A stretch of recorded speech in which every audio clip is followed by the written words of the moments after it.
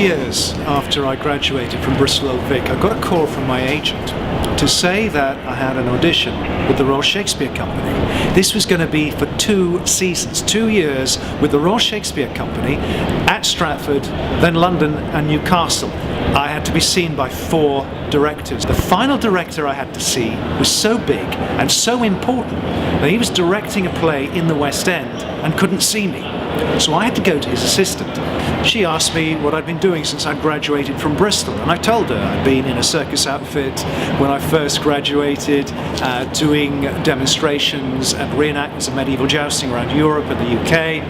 I'd done TIE with Spectrum Children's Theatre, and I'd done various TV shows. Then she asked me to do a monologue. I chose one from Richard II. As I started, she leant forward and started to fuss and cluck and talk to a potted plant she had on her desk. Suddenly the doorbell went. I hadn't stopped. I carried on. Then she said, "Just a moment." She went out, came back with a window cleaner, who proceeded to clean the windows. Not only cleaning the windows, but whistling while he did it. She opened her eyes, picked up my headshot and resume, shuffled them together, handed them to me and said, "I'd stick to the horses if I were you. Goodbye."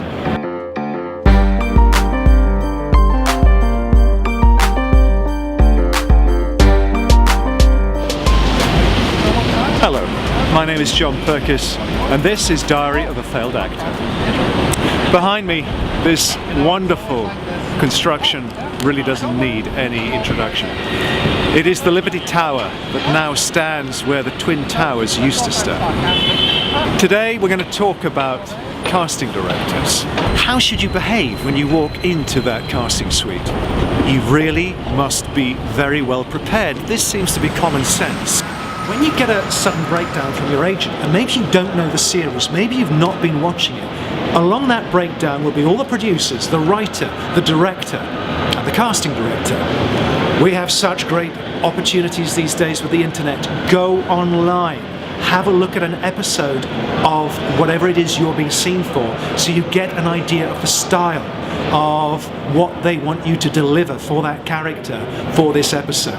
Always remember as well, in general, unless it's a regular role, you are there to support and to serve the main characters. You must know those sides, or lines, back to front. I say them when I'm having a shower, I say them when I'm peeling the potatoes, or doing the washing up, or feeding the cats. It means that you've got an alternative activity there, that your brain is able to cope with that and deliver the lines at the same time in hopefully the right order. Have an awareness of choices with the text, where you're going to take this character to. Where is he? What is at stake for him? What is his objective? What are the obstacles? I use a wonderful thing called Action Thesaurus. It's a thesaurus of actions that I put to every line of my character. And it's a guideline for me and enables me to take my character on the journey. And it doesn't matter how small that character is. Practice it at home. Get a friend to come along and run the lines with you. If you have a camera, put that camera up in front of you. Work with the camera. Work with a device. You've got a phone to film yourself with.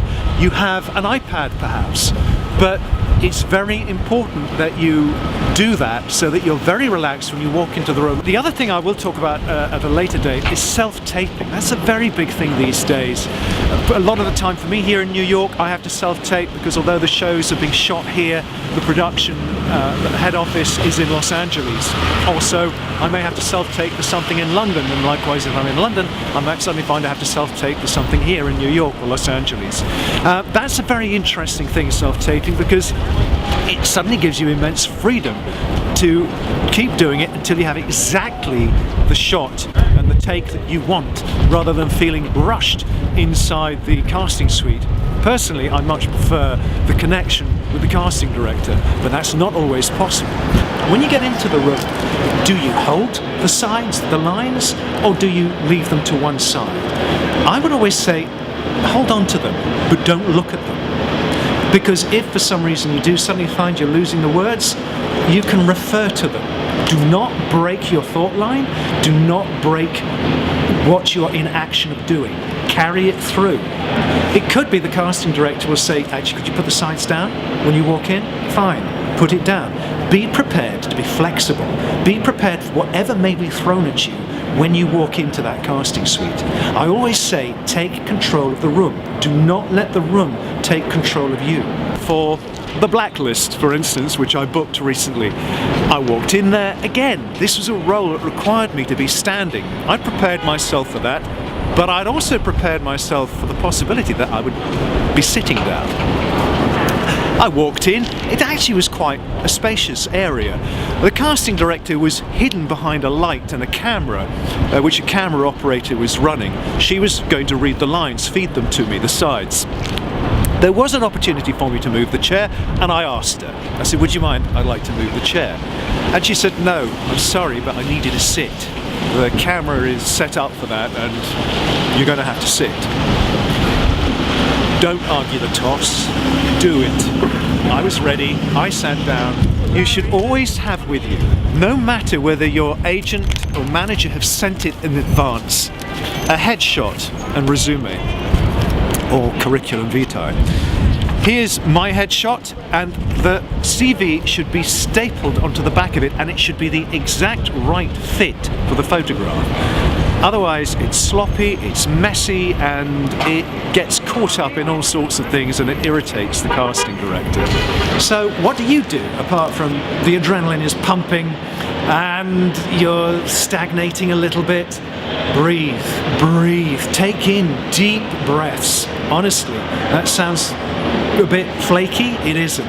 Something we so often forget to do is to breathe properly. I forget it in yoga and sometimes in the gym. Breathing deeply from the core here centers you. It gets rid of all that white noise. Stay focused on the text that you have in front of you. Keep studying it. Don't play with your phone. Don't send texts. Don't look at emails. Don't play games. Stay focused on why you're there. My name is John Pirkis. This is Diary of a Failed Actor.